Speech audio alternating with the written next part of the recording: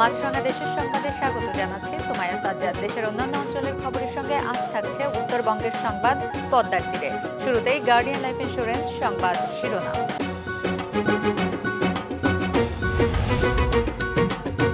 দেশ জুড়ে বৃষ্টি অব্যাহত, বাড়ছেই নদ নদীর পানি। বিভিন্ন এলাকার নিম্নাঞ্চল প্লাবিত। ফেনীতে বাঁধ ভেঙে তলিয়ে গেছে বেশ কিছু গ্রাম। শিক্ষক কর্মকর্তা কর্মচারীদের কর্মবিরতিতে দ্বিতীয় দিনের মতো অচল সব পাবলিক বিশ্ববিদ্যালয়ে। সর্বজনীন পেনশনের অন্তর্ভুক্তি বাতিলের দাবি। এত বড় দুর্যোগেও ওই বাড়িগুলি দাঁড়িয়ে আছে কোন শক্তিতে? সেজন্য প্রয়োজন উচ্চ শক্তির নির্মাণ সামগ্রীর ব্যবহার, যেমন জিপিএইচ কোয়ান্টাম B600DR, বাংলাদেশের উচ্চ শক্তি সম্পন্ন একমাত্র রড। এবার বিস্তারিত। বৃষ্টি ও পাহাড়ি ঢলে সুনামগঞ্জ, সিলেট, ফেনী ও নেত্রকোনা সহ বিভিন্ন জেলার বেশ কয়েকটি নদ নদীর পানি বইছে বিপদসীমার উপর দিয়ে। প্লাবিত হয়ে পড়ছে নতুন নতুন এলাকা। পানির তোড়ে মুহুরী ও কহুয়া নদীর 3টি বাঁধ ভেঙে ফেনীর ফুলগাজী ও পরশুরামের 4টি গ্রাম প্লাবিত হয়েছে। Desk report. গতরাতে ফেনীর পরশুরামের দক্ষিণ শালধর এবং ফুলগাজীর দৌলতপুরের কিসমত ঘনিয়ামোড়া এলাকায় মুহুরী ও কহুয়া নদীর 3টি স্থানে ধসে যায় বেড়িবাঁধ। প্লাবিত হয় 2 উপজেলার বেশ কয়েকটি গ্রাম।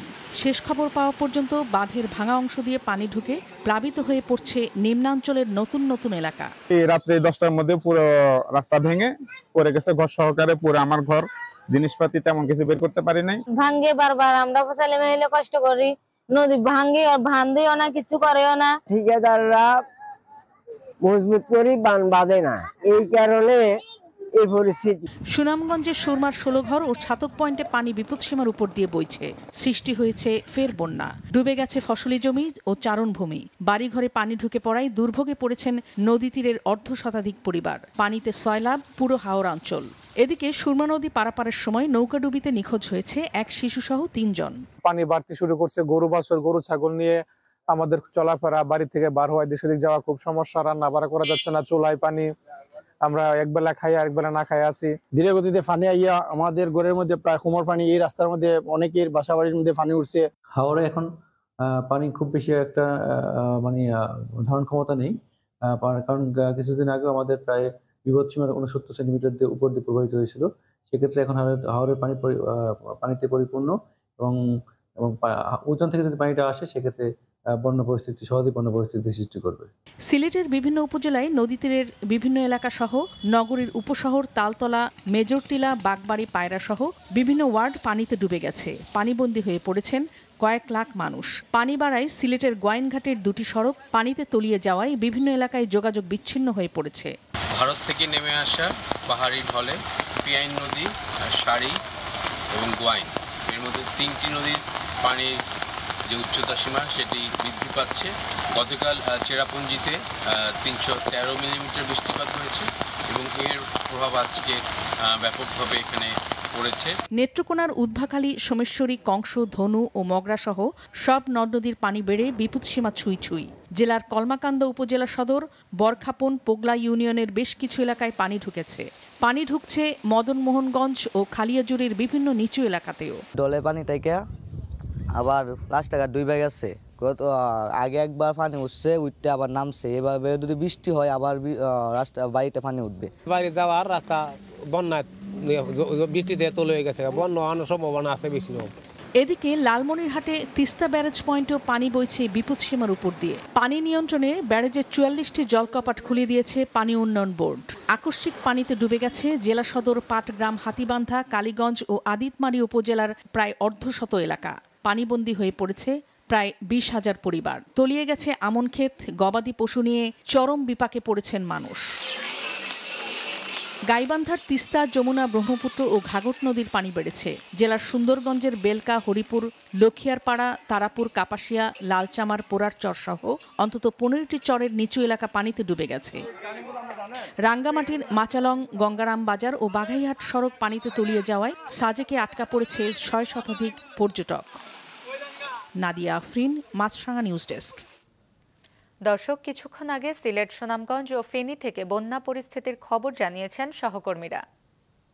বন্যার পানি নামতে শুরু করার মধ্যেই তৃতীয় দফা কিন্তু বন্যায় আক্রান্ত হলো। গত কয়েকদিন ধরেই সিলেটে ভারী বৃষ্টিপাত এবং পাহাড়ি ঢল থাকায় সিলেট জেলার গোয়াইনঘাট, কোম্পানিগঞ্জ, জৈন্তাপুর এবং উসমানীনগর সদর উপজেলার নিম্নাঞ্চল এইসব এলাকা কিন্তু প্লাবিত হয়েছে এবং এইসব এলাকার মানুষদের সাথে আমরা কথা বলেছিলাম। তারা বলছেন যে বারবার এই বন্যায় আক্রান্ত হওয়ায় তাদের বসতবাড়ির ব্যাপক ক্ষয়ক্ষতি হয়েছে। কুশিয়ারা সহ সবগুলো নদ-নদীর পানি, প্রধান যেসব নদীগুলো রয়েছে সেগুলোর পানি বিপদসীমার উপর দিয়ে বইছে।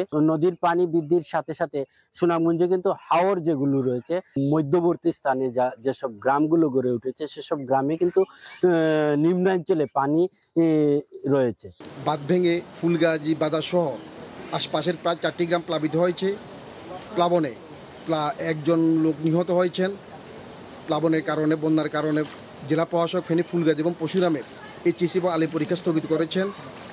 দুপুরে 1টার দিকে পানি সম্পদ প্রতিমন্ত্রী ক্ষতিগ্রস্ত এলাকা পরিদর্শন করেছেন। তিনি আশ্বস্ত করেছেন আগামী বর্ষা মৌসুমের আগেই এই বাঁধ ভাঙা স্থান স্থায়ী সমাধান করা হবে। সক্রিয় মৌসুমি বায়ুর প্রভাবে দেশের বিভিন্ন জেলায় অব্যাহত রয়েছে হালকা থেকে ভারী বৃষ্টি। আবহাওয়া অধিদপ্তর জানিয়েছে আরও 4 থেকে 5 দিন থাকতে পারে এই বৃষ্টি। এদিকে কয়েকদিনের বৃষ্টিতে জলাবদ্ধ হয়ে পড়েছে নোয়াখালী সদর পৌরসভার 9টি ওয়ার্ডের বেশিরভাগ এলাকা। বাড়িঘরে পানি ঢোকায় ও সড়ক ডুবে যাওয়ায় চরম ভোগান্তি পোহাচ্ছেন মানুষ। এদিকে দিনাজপুরের হিলিতে জলাবদ্ধ হয়ে পড়েছে উচ্চ মাধ্যমিক পরীক্ষার হাকিমপুর ডিগ্রি কলেজ কেন্দ্রের আশেপাশের এলাকা। এদিকে বৃষ্টিতে পুকুর উপচে মাছ ভেসে যাওয়ায় বিপাকে পড়েছেন অনেক মৎস্য চাষী। ফসলি জমি ডুবে যাওয়ায় চিন্তিত পটুয়াখালীর সবজি চাষিরা। 3 নম্বর সতর্কতার সংকেত জারি রয়েছে চট্টগ্রাম, কক্সবাজার, মোংলা ও পায়রা সমুদ্র বন্দরে। বিচ্ছিন্নভাবে দেশের বিভিন্ন জায়গায় বৃষ্টিপাত অব্যাহত থাকবে 4-5 দিন এবং উত্তর দিকেই আস্তে আস্তে ওই প্রভাবটা বেশি থাকবে। কিন্তু যেটা দক্ষিণাঞ্চলে যেটা আমাদের যে লোয়ের কারণে এবং স্টিপ প্রেশার গ্রেডিয়েন্ট বা বায়ুচাপের যে আধিক্যের কারণে আমাদের বাতাসের বেগ বৃদ্ধি পেয়েছে সেগুলো কমে আসবে। নোয়াখালী থেকে কিছুক্ষণ আগে জলাবদ্ধতার সবশেষ অবস্থা জানিয়েছেন প্রতিনিধি মিজানুর রহমান রিয়াদ। নোয়াখালীর সবচেয়ে গুরুত্বপূর্ণ একটি সড়ক। এখানে রয়েছে জেলা প্রশাসকের কার্যালয়, জেলা পুলিশ সুপারের কার্যালয় সহ 2টি শিক্ষা প্রতিষ্ঠান, জেলা জজ কোর্ট। এই সড়কটি কিন্তু আজকে সকাল থেকে পানিতে নিমজ্জিত হয়ে আছে এবং এখানে জলাবদ্ধতার কারণে এই সড়ক দিয়ে চলাচলকারী প্রতিটি ব্যক্তি কিন্তু ব্যাপক অসুবিধার মধ্যে পড়েছেন। তো আমরা এই বিষয়ে এখানকার স্থানীয় লোকজনের সাথে কথা বলেছিলাম। তারা আমাদেরকে যেটা জানিয়েছেন যে আসলে নোয়াখালী পৌরসভা দেশের একটি প্রথম সারির পৌরসভা হলো। এখানে যে পানি নিষ্কাশনের আসলে প্রয়োজনীয় ব্যবস্থা কিন্তু এখনও পর্যন্ত পৌর কর্তৃপক্ষ গ্রহণ করতে পারেনি। এছাড়া যে ড্রেনেজ ব্যবস্থা রয়েছে এবং পানি নিষ্কাশনের ব্যবস্থা সেটিও অনেক কম। পদ্মায় পানি বাড়ার সাথে সাথে রাজবাড়ীর দৌলদিয়ায় ভাঙনের তীব্রতা বাড়ছে। ঝুঁকিতে 7 নম্বর ফেরিঘাট। দুশ্চিন্তায় দিন কাটছে ফেরিঘাটের আশেপাশের নদীপাড়ের বাসিন্দাদের। রাজবাড়ী প্রতিনিধি ইমরান হোসেন মনিমের তথ্য, ছবিতে ডেস্ক রিপোর্ট। রাজ্যের দুশ্চিন্তা ভর করেছে বৃদ্ধার উপর। যে কোনো মুহূর্তে পদ্মা গ্রাস করে নিতে পারে স্বপ্নের বাড়িটি। পদ্মার ভাঙনে এরই মধ্যে বিলীন হয়ে গেছে রাজবাড়ির দৌলতদিয়া 7 নম্বর ফেরিঘাটের আশেপাশের এলাকা। ভাঙন আতঙ্কে ঘরবাড়ি সরিয়ে নিয়েছে অনেকে। পানি যতই বাড়ছে ততই বাড়ছে ভাঙনের তীব্রতা। আশ্রয় নেওয়ার আমাদের জায়গা নাই। আমরা বাড়িঘর ভাঙে নদীর পাড়ে জড়ো করে থুইতেছি। আমরা ভাঙে নদীর পাড়ে নছি। আমাকে থাকা কষ্ট, খাওয়া কষ্ট। আমাদের এই যে জ্বর বসে চালি করে আমাদের ঘুম হয় না। গরিব মানুষের কি থাকে? 3বার কি নদী ভাঙে, গরিব মানুষ থাকে। সবাই খালি কয় যে বস্তা ফেলাবো, বস্তা ফেলানোর কথা খালি থুয়ে চলে যায়। বস্তা ফালায় না ওই 2 আন ফেলায়, মনে করেন পকেট গরম হয়ে যায় আর পুরো চলে যায়। স্থায়ীভাবে যদি এদের কোনো বন্দোবস্ত না করা হয় তাহলে আমরা নদী ভাঙনে আমরা একদম নিঃস্ব হয়ে যাব। হুমকির মুখে রয়েছে ঘাটটিও। গত কয়েক বছরে 7টি ফেরি ও লঞ্চ ঘাট নদীতে কয়েকবার বিলীন হয়েছে। এখনও স্থাপন হয়নি 1, 2 ও 4 নম্বর ফেরিঘাট। এবার 7 নম্বর ফেরিঘাট নদীতে বিলীন হলে চরম দুর্ভোগে পড়তে হবে ওই রুটে চলাচলকারীদের। আন্তঃমন্ত্রণালয় বৈঠক হয় 2021 সালে। সেই বৈঠকের সিদ্ধান্ত এরকম হয় যে ঘাট এলাকা, বিশেষ করে পাথুরিয়া ঘাট এলাকা, এই ঘাট এলাকায় নদী ভাঙনের প্রয়োজনীয় ব্যবস্থা গ্রহণ করবেন বিআইডব্লিউটিএ। আমাদের ঘাট যেখানে হুমকির মুখে পড়বে আমরা অবশ্যই সেখানে কাজ করব। ঘাটগুলোকে অবশ্যই রাখতে হবে। আর যদি এখানে অবশ্য সরকারের বড় পরিকল্পনা রয়েছে, আমরা একটা প্রকল্প হাতে নিয়েছি যাতে ঘাটগুলোকে সুরক্ষা করে ঘাটের সাথে অন্যান্য যে সমস্ত ইনফ্রাস্ট্রাকচার দরকার, পার্কিং এবং অন্যান্য সুবিধা, সেই অনুযায়ী একটা প্রকল্প কিন্তু চলমান রয়েছে। 6 বছর আগে প্রকল্প নেওয়া হলেও নানা জটিলতায় এখনও কাজই শুরু করা যায়নি দৌলতদিয়া ঘাট আধুনিকায়ন প্রকল্পের। তবে এরই মধ্যে 652 কোটি টাকার প্রকল্পের ব্যয় বেড়ে দাঁড়িয়েছে 1400 কোটি টাকা। মাছরাঙা নিউজ ডেস্ক।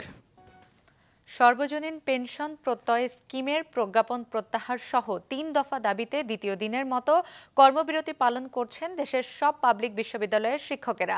আন্দোলনে যোগ দিয়েছেন কর্মকর্তা কর্মচারীরাও। এতে বন্ধ রয়েছে বিশ্ববিদ্যালয়ের ক্লাস, পরীক্ষা।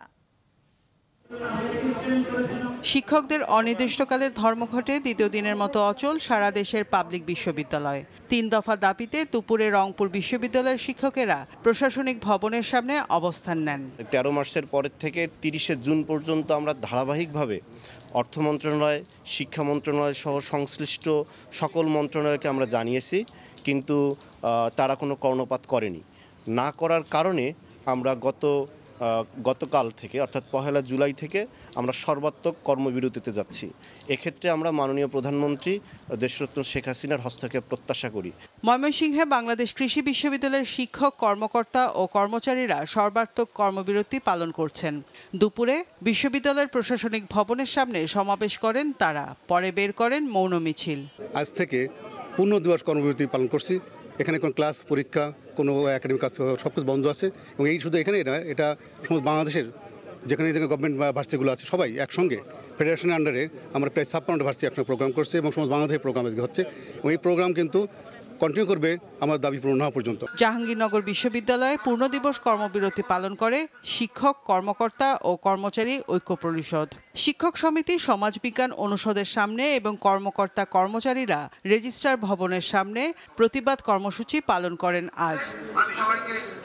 শিক্ষকদের আন্দোলনের কারণে রাজশাহী বিশ্ববিদ্যালয়ের 2023-24 শিক্ষাবর্ষে স্নাতক সম্মান প্রথম বর্ষের ভর্তি কার্যক্রম স্থগিত করা হয়েছে। বন্ধ রয়েছে সকল বিভাগ ও ইনস্টিটিউটের ক্লাস, পরীক্ষা ও গবেষণা কার্যক্রম। টিচারদের অনির্দিষ্টকালের ধর্মঘটের জন্য আমাদের পড়াশোনার বিঘ্ন সৃষ্টি হচ্ছে, যেমন আমাদের ক্লাস, পরীক্ষা কিছুই হচ্ছে না, যার কারণে দেখা যাচ্ছে আমরা হয়তো সেশন জটে পড়ে যাচ্ছি। বৈষম্যমূলক প্রত্যয় স্কিম থেকে বিশ্ববিদ্যালয়ের শিক্ষকদের অন্তর্ভুক্তি প্রত্যাহার, শিক্ষকদের জন্য স্বতন্ত্র বেতন স্কেল প্রবর্তন, সুপার গ্রেডে বিশ্ববিদ্যালয়ের শিক্ষকদের অন্তর্ভুক্তির দাবিতে অনির্দিষ্টকালে ধর্মঘট পালন করছেন পাবলিক বিশ্ববিদ্যালয়ের শিক্ষকেরা।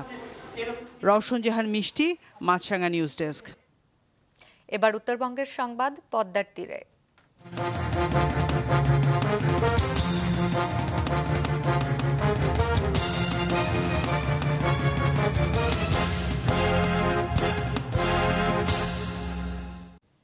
পাবনায় অস্থির হয়ে উঠেছে মশলার বাজার। রেকর্ড পরিমাণ উৎপাদন হলেও মৌসুমেই পেঁয়াজের দাম আকাশচুম্বী।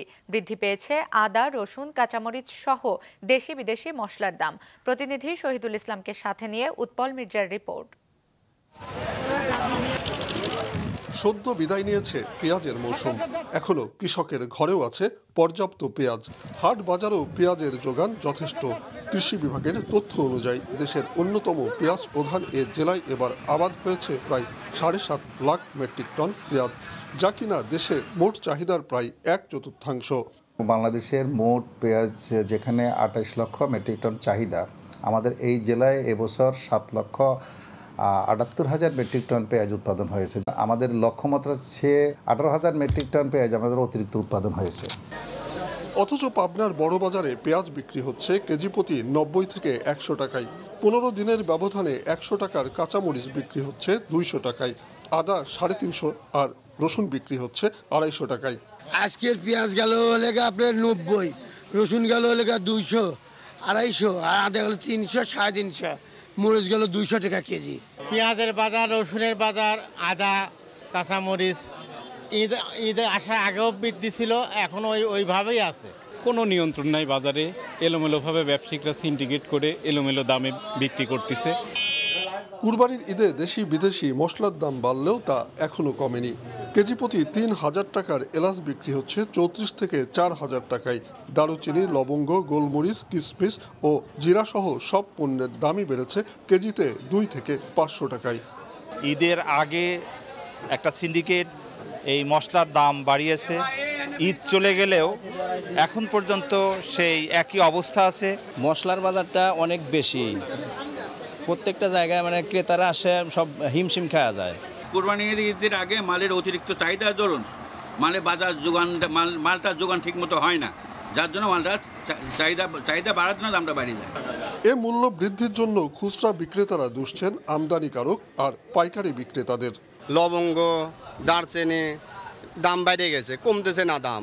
আমরা জামা কিনতেছি, কিছু লাভ করে বিক্রি করতেছে। বাজার কমে গেলে আমরা কোনোদিনও বাড়াই বেচতে পারি না, আবার বাড়াই গেলে ওটা আমার বাড়াইতেই হবে, উপায় নেই। আন্তর্জাতিক বাজারের সাথে মালের উঠানামা ইন্ডিয়ানের সাথে কম্পেয়ার করে তো ইন্ডিয়ায় অনেক দাম বেশি। মশলা ও মশলা জাতীয় পণ্যের মূল্য বৃদ্ধির জন্য বড় ব্যবসায়ী ও কৃষক সিন্ডিকেটকে দায়ী করছেন ক্রেতারা। উৎপল মির্জা, মাছরাঙা সংবাদ, পাবনা। পাবনা জেলা শহরের অভিজাত মার্কেট লতিফ টাওয়ারে অনুষ্ঠিত হয়েছে ঈদ উত্তর ক্রেতা সমাবেশ ও রাফেল ড্র। গতরাতে অনলাইন কর্নারের উদ্যোগে আয়োজিত এই অনুষ্ঠানে প্রধান অতিথি ছিলেন Pabna chambers of commerce and ইন্ডাস্ট্রিজের সিনিয়র সহ সভাপতি আলী মুর্তজা বিশ্বাস সনি। ব্যবসায়ী শামীম মোল্লার সভাপতিত্বে অনুষ্ঠানে বক্তব্য দেন মাছরাঙা টেলিভিশনের বিশেষ প্রতিনিধি উৎপল মির্জা, লতিফ গ্রুপের general manager Achinta Kumar Ghosh, Latif tower ব্যবসায়ী সমিতির সাধারণ সম্পাদক আরিফুল হাসান খান। মার্কেটে ঈদে কেনাকাটার উপর এর রাফেল ড্র অনুষ্ঠিত হয়। সরবরাহ কম ও ভারতে দাম বৃদ্ধির অজুহাতে একদিনের ব্যবধানে দিনাজপুরের হিলি স্থলবন্দরে আমদানি করা কাঁচামরিচের দাম বেড়েছে কেজিতে ২০ টাকা। একদিন আগে প্রতি কেজি কাঁচামরিচ ১৫০ টাকায় বিক্রি হলেও বর্তমানে বিক্রি হচ্ছে ১৭০ টাকায়। এতে বিপাকে পড়েছেন পাইকাররা। বন্দরের কাঁচামরিচ আমদানিকারকরা জানান, ভারত থেকে আমদানি করতে শুল্কসহ কেজি প্রতি খরচ পড়ে ১৬০ টাকার উপরে। বাড়তি দামে কেনার কারণেই দেশের বাজারে বাড়তি দামে বিক্রি করতে হচ্ছে বলে জানান তারা। গাইবান্ধায় বঙ্গবন্ধু শেখ মুজিবুর রহমান আন্তঃকলেজ ফুটবল টুর্নামেন্টের জেলা পর্যায়ে চ্যাম্পিয়ন হয়েছে গোবিন্দগঞ্জ কলেজ দল। গতকাল শাহ আব্দুল হামিদ স্টেডিয়ামে অনুষ্ঠিত খেলায় তারা সাঘাটার বোনারপাড়া সরকারি ডিগ্রি কলেজকে ১-০ গোলে পরাজিত করে। পরে সুলতানা কামাল ইনডোর স্টেডিয়ামে পুরস্কার বিতরণ করা হয়। টুর্নামেন্টে গাইবান্ধার বিভিন্ন উপজেলার ১৬টি কলেজ দল অংশ নেয়। জেলা পর্যায়ে চ্যাম্পিয়ন ও রানার্স আপ দল বিভাগীয় পর্যায়ে টুর্নামেন্টে অংশ নেবে বলে জানান জেলা ক্রীড়া কর্মকর্তা আলমগীর হোসেন। নারায়ণগঞ্জের রূপগঞ্জ উপজেলার বড়পা এলাকায় জঙ্গি আস্তানা সন্দেহে একটি ৪তলা বাড়ি ঘেরাও করে অভিযান চালিয়েছে পুলিশের অ্যান্টি টেরোরিজম ইউনিট সহ আইন শৃঙ্খলা বাহিনীর সদস্যরা। সেখানে ৩টি বোমা নিষ্ক্রিয় করার কথা জানিয়েছে পুলিশ।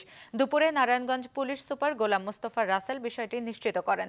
এর আগে সকাল 10:30 থেকেই বাড়িটি ঘিরে রাখে অ্যান্টি টেরোরিজম ইউনিটের সদস্যরা। পুলিশ জানায়, সম্প্রতি নেত্রকোনা ও কক্সবাজার থেকে আটক 2 জনের তথ্যের ভিত্তিতে এ অভিযান চালানো হচ্ছে। তবে এখন পর্যন্ত ঘেরাও করা বাড়ি থেকে কাউকে আটক করা যায়নি। বাড়িটি জাকির হোসেন নামের এক সৌদি প্রবাসীর বলে জানায় পুলিশ। নোয়াখালীর সুবর্ণচরে লোডশেডিং বেড়ে যাওয়ার পরও ভুতুরে বিলের প্রতিবাদে মানববন্ধন করেছেন এলাকাবাসী। গতকাল বিকেলে উপজেলা গোল চত্বরে ঘণ্টাব্যাপী এ মানববন্ধনে বক্তারা অভিযোগ করেন, লোডশেডিং নিয়ে বিদ্যুৎ অফিসে যোগাযোগ করা হলে তারা অন্য দপ্তরকে দায়ী করে। সব ঠিক হয়ে যাওয়ার আশ্বাস দেওয়ার পরও অস্বাভাবিক বিল আসছে। সেই বিল না দিলে সংযোগ বিচ্ছিন্ন করা হচ্ছে। দ্রুত এসব হয়রানি বন্ধ, তদন্ত করে দায়ীদের বিরুদ্ধে ব্যবস্থা নেওয়ার দাবি জানান এলাকাবাসী। পল্লী বিদ্যুতায়ন বোর্ড ও পল্লী বিদ্যুৎ সমিতিকে একীভূত করে অভিন্ন চাকরিবিধি বাস্তবায়ন এবং চুক্তিভিত্তিক ও অনিয়মিত কর্মচারীদের নিয়মিতকরণের দাবিতে সারা দেশে দ্বিতীয় দিনের মতো কর্মবিরতি পালন করছেন পল্লী বিদ্যুৎ সমিতির কর্মকর্তা কর্মচারীরা। সকাল থেকে কর্মবিরতিতে অংশ নেন নরসিংদী পল্লী বিদ্যুৎ সমিতির কর্মকর্তা কর্মচারীরা। এ সময় বক্তারা বলেন, দেশের প্রত্যন্ত এলাকায় পল্লী বিদ্যুৎ সমিতির কর্মকর্তা কর্মচারীরা জীবনের ঝুঁকি নিয়ে কাজ করলেও পল্লী বিদ্যুতায়ন বোর্ডের দ্বৈত নীতির কারণে বিভিন্ন সুযোগ সুবিধা থেকে বঞ্চিত তারা। 2 দফা দাবিতে সকাল থেকে কর্মবিরতি পালন করছে ফরিদপুর পল্লী বিদ্যুৎ সমিতির কর্মকর্তা কর্মচারীরা। দাবি আদায় না হওয়া পর্যন্ত কাজে যোগ দেবেন না বলেও জানান তারা। এদিকে দ্বিতীয় দিনের মতো চলছে ব্রাহ্মণবাড়িয়া পল্লী বিদ্যুৎ সমিতির কর্মকর্তা কর্মচারীদের কর্মবিরতি।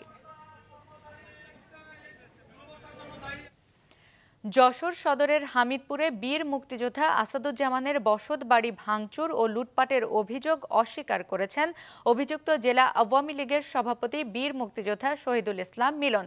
দুপুরে স্থানীয় প্রেস ক্লাবে সংবাদ সম্মেলনে তিনি নিজেকে ও তার ছেলে পিয়াসকে নির্দোষ দাবি করেন। এ সময় তিনি ঘটনার সাথে তাদের সংশ্লিষ্টতা প্রমাণ করতে পারলে 20 লাখ টাকা পুরস্কারের ঘোষণা দেন। তিনি দাবি করেন অভিযোগকারীরা তার রাজনৈতিক প্রতিপক্ষের যোগ সাজশে নিজেই নিজের বাড়িঘর ভাঙচুর করেছেন। এর আগে গেল 27 জুন শহীদুল ইসলাম মিলনের বিরুদ্ধে বাড়িঘর ভাঙচুর, মূল্যবান জিনিসপত্র লুটপাটের অভিযোগ করেছিলেন বীর মুক্তিযোদ্ধা আসাদুজ্জামান। সময় সংবাদের সাংবাদিককে লাঞ্ছিত করার ঘটনায় ঝিনাইদহ বিদ্যুৎ বিভাগের নির্বাহী প্রকৌশলী রাশেদুল ইসলামের পদত্যাগের দাবিতে মানববন্ধন ও বিক্ষোভ করেছেন স্থানীয় সাংবাদিকরা। সকালে শহরের পায়রা চত্বরে অনুষ্ঠিত মানববন্ধন ও বিক্ষোভ কর্মসূচিতে জেলায় কর্মরত সাংবাদিক ছাড়াও বিভিন্ন সামাজিক ও সাংস্কৃতিক সংগঠনের নেতাকর্মীরা অংশ নেন। এ সময় বক্তারা দ্রুত ওই প্রকৌশলীকে প্রত্যাহার করে তার বিরুদ্ধে শাস্তিমূলক ব্যবস্থা গ্রহণের দাবি জানান। পরে সেখান থেকে একটি বিক্ষোভ মিছিল বের করা হয়।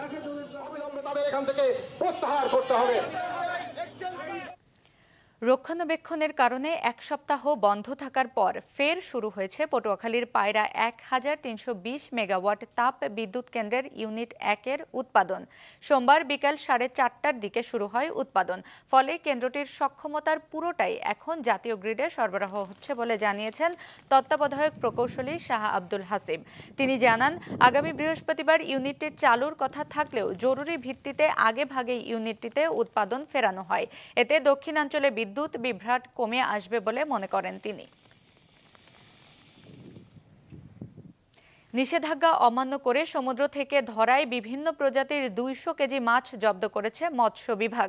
সকালে পটুয়াখালী সেতুর টোল প্লাজায় অভিযান চালিয়ে এসব মাছ জব্দ করা হয়। সদর উপজেলা মৎস্য কর্মকর্তা মাহফুজুর রহমান জানান, গোপন সংবাদের ভিত্তিতে ঢাকামুখী একটি বাসে তল্লাশি চালিয়ে 4 কার্টন সামুদ্রিক পোয়া, ট্যাংরা সহ বিভিন্ন মাছ জব্দ করা হয়। তবে এ সময় কাউকে আটক করা যায়নি। পরে মাছগুলো বিতরণ করা হয় বিভিন্ন এতিমখানায়। মৎস্য সম্পদ সংরক্ষণে গত 20 মে থেকে 23 জুলাই পর্যন্ত টানা 65 দিন সাগরের সব ধরনের মাছ ধরায় নিষেধাজ্ঞা দিয়েছে মৎস্য প্রাণী সম্পদ মন্ত্রণালয়। মাছরাঙা দেশের সংবাদ শেষ করার আগে গার্ডিয়ান লাইফ ইন্স্যুরেন্স সংবাদ শিরোনামগুলো আরও একবার। দেশ জুড়ে বৃষ্টি অব্যাহত, বাড়ছেই নদ নদীর পানি। বিভিন্ন এলাকার নিম্নাঞ্চল প্লাবিত, ফেনীতে বাঁধ ভেঙে তলিয়ে গেছে বেশ কিছু গ্রাম। শিক্ষক কর্মকর্তা কর্মচারীদের কর্মবিরতিতে দ্বিতীয় দিনের মতো অচল সব পাবলিক বিশ্ববিদ্যালয়ে সর্বজনীন পেনশনে অন্তর্ভুক্তি বাতিলের দাবি। পাবনায় অস্থির পেঁয়াজ, আদা, রসুন সহ মশলার বাজার। মূল্য বৃদ্ধির জন্য বড় ব্যবসায়ী ও কৃষক সিন্ডিকেটকে দায়ী করছেন ক্রেতারা। এই ছিল এখনকার মতো। ফেসবুকে আপডেট পেতে ভিজিট করুন মাছরাঙা টেলিভিশনের পেজে। ইউটিউব চ্যানেলেও দেখতে পারেন আমাদের সংবাদ, প্রতিবেদন এবং অনুষ্ঠান। আমাদের পরবর্তী সংবাদ সন্ধ্যা 7টায় দেখার আমন্ত্রণ রইল।